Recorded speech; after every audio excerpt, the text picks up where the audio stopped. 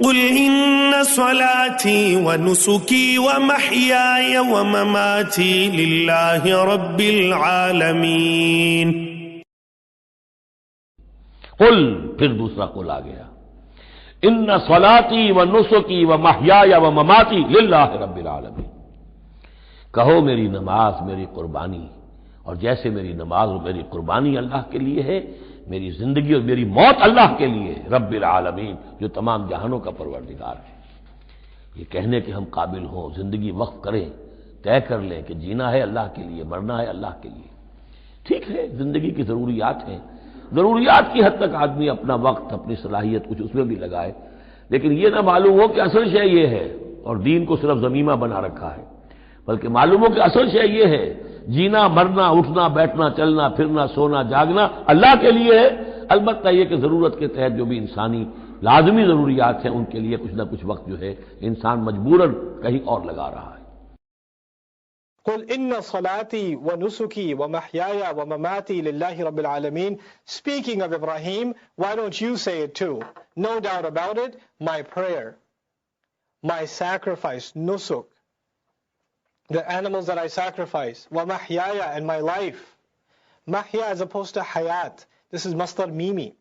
Also mahya means the place I live and the time I live in, my lifespan. It makes it a dharf. Mahya.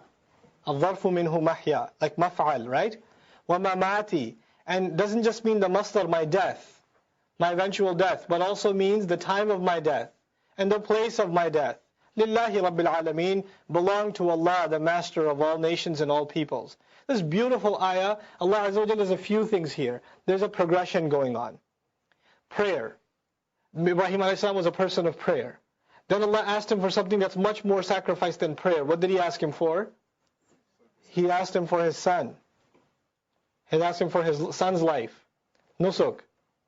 Allah Azza wa Jal asked him to sacrifice even, or he was even ready for the sake of Allah to sacrifice his life.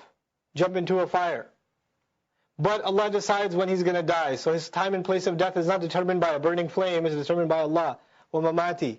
He understands completely. Allah also teaches him the lessons of life and death when he chopped up the birds.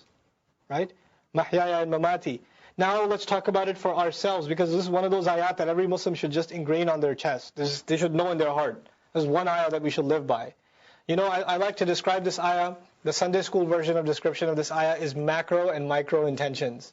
Micro intentions are salat, you make intention for salat. If you're from Pakistan where I am, and niyat karta hu 4 rakat namaz, qible ki taraf, and you do the whole like speech to yourself. Allah Ta'ala ke liye jai namaz bichhane ke baad. Right? You do the whole line. You know, declare a whole khutbah. I'm going to spread the musalla towards the qibla, praying for rakat, asr. Allah Azza wa Jalla, did you get that? Asr, angel, hey, asr. Yeah, 4 rakat. Right? For the sake of Allah. For the sake of Allah. Allahu Akbar. Right? And it's supposed to be in Urdu, otherwise it doesn't count. That's the funny thing. That's why I have to say it in Urdu. You can't even do it in English. It's like I tried it one time and my grandma got mad at me. Like, I said, kya kya? Kafiron ki zuban. Right? Anyhow, micro intentions is like, you know, the day-to-day intentions. We make intentions on day-to-day behavior. Then, you know, nusuk is a year-to-year thing. It's a bigger thing. Comes around once in a while. Nusuk is not an everyday thing. You're going to sacrifice an animal for the sake of Allah. Then there's macro intentions. Obviously, when you think of salat, you're not supposed to think it's for anybody else except Allah. Sacrifice is for no one else except Allah. But then when it gets to life, as a result, it's as a consequence. Now that you've been trained to make your intentions in prayer for Allah and sacrifice for Allah, what you extrapolate from that is macro intentions. Why am I alive? What's my life going to amount to? What kind of career am I going to have? Why am I going to school? Why am I going to get that job? What am I going to do with my job? Why do I want to get married? What kind of children do I want to raise? Where do I want to live? All of those questions are about your mahya, time and place of your life. And Allah says, say it. Say that even my life and how I'm going to live it and how I'm going to die, where I'm going to die, all belongs to Allah.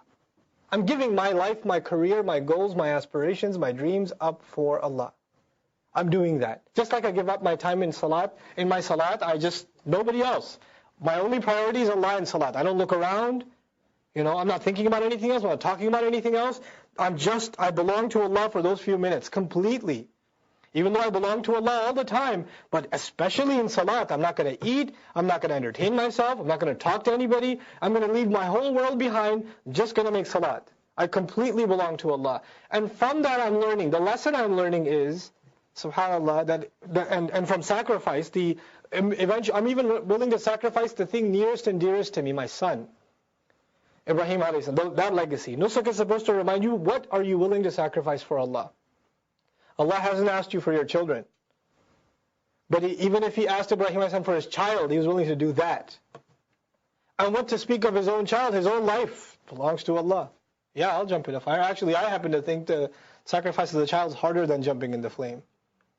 Like if we were presented with the choice, I'd take the flame than seeing your child in pain. It's not even like let me think about this. A parent is programmed that way. And it's not that we're great parents. All parents are programmed that way. We'll come in front of the running car instead of our child. We'll do that. But Allah, and so your own life belongs. If you can give up your child, then your life is nothing compared to that. But this ayah and this ayah of intention, what it does for Muslims, I believe, when you have good intention, then Allah puts barakah in your deeds. When you have good intention, Allah will put barakah in your career, in your business, in where you move, in your house purchase, in all of those things. Allah will put barakah and give you good and increase so that you can fulfill the intention of serving His religion. Allah will start opening doors for you and start creating opportunities for you that you could never have imagined will open for you, only so you can fulfill that intention. I'm speaking from personal experience and the experience of teachers that I've talked to. When you just make one good intention, man, the doors that open you could never have imagined. You could never ever have fathomed in your wildest imagination that Allah will open those doors. No matter how hard you could spend your life dreaming to open those doors and they won't open. And you don't even want those doors because you don't even know they exist. But since you made an intention, Ya Allah, I'm going to do this for your deen, then you just start. Doors start busting open. And when they do, then something really terrible happens.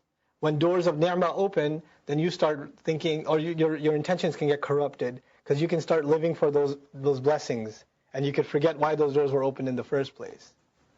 And then to remind you that those doors were not open so you can enjoy this world, but to build your assets in the next, Allah might even take those away, just as a favor to you. As a favor to you. This is something that people have to go through in life. So we enjoy the blessings Allah Azza wa Jalla has given us, but we also fear that we might forget why Allah has given us these blessings. You have to utilize the best of your minds, guys. Some of you sitting here, you're the future of this ummah. I'm an old geezer, relatively speaking. Well, the next generation, now people grow up much faster and get older much faster too, that's what I feel like. Right? You guys have a lot to take over. We haven't done a great job. We haven't exactly played a good first half. Well, you guys are taking over. You're the bench. Now you're taking over the second half. Lousy first half. Now you got to pick up. You got a lot of place to pick up. And it rests on you guys. It does. The men and the women in this ummah. And you have to really make the intention, I'm going to do something with my career. At the same time, though, an important idea of balance should be communicated. Look, if you have a sharp business mind, go into business. You have a sharp mathematical mind, study statistics, become a programmer, do one of those crazy things. Fine, do it. You have an inclination towards medicine, towards architecture, towards literature, whatever subject, excel in it. It's great. Do it. And find, how you have career counseling? You have Muslim career counseling. That does not mean you have to become an imam or a speaker or work in a humanitarian organization, because if you do, it's great, but not everybody's going to do that. And not everybody's supposed to do that. If we're all Islamic school teachers, we call 911, who's going to pick up? Right? We need other things too.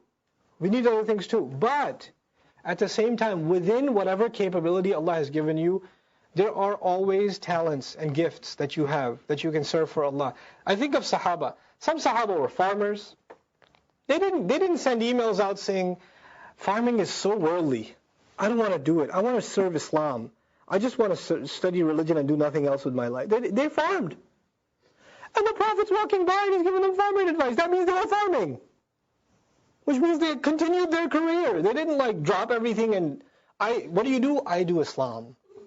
Like that's not what they didn't do that. You know? So we have to, whatever careers you're going to follow, you're going to follow. And that's just a way of you to make a living. Sometimes you're blessed enough that the way you're going to make a living will also serve the deen or serve society. Sometimes that's the case. But even if it's not the case, you're not any less of a contributor as far as deen is concerned. There's still, think of your day, like you sleep a certain number of hours, you go to work a certain number of hours, and then there's this free time, and then there's weekends. What do you do with that free time? How do you give that to Allah? There's time you got to give to your career, there's time you got to give to your family, and there's time you got to give to Allah. How are you going to be able to say, I gave my life to Allah? What part of it, and how? How did I positively contribute? You really it's literally like sitting down like a counseling session and mapping out. You know that thing I did with you the other day, my perfect day, which I didn't ask you guys about? There's some parts you're just going to give to Allah in your day, aren't you? And some parts, it's not a contribution, it's salat. You don't give that, or you're a criminal. You're supposed to give that to Allah. But beyond that, now Allah is teaching you salat is the starting point. And then another thing that reinforces even greater sacrifice is nusuk. And from there you should learn, you should be making plans for your entire life. وَمَحْيَايَ وَمَمَاتِي. They all belong to Allah, the master of the worlds.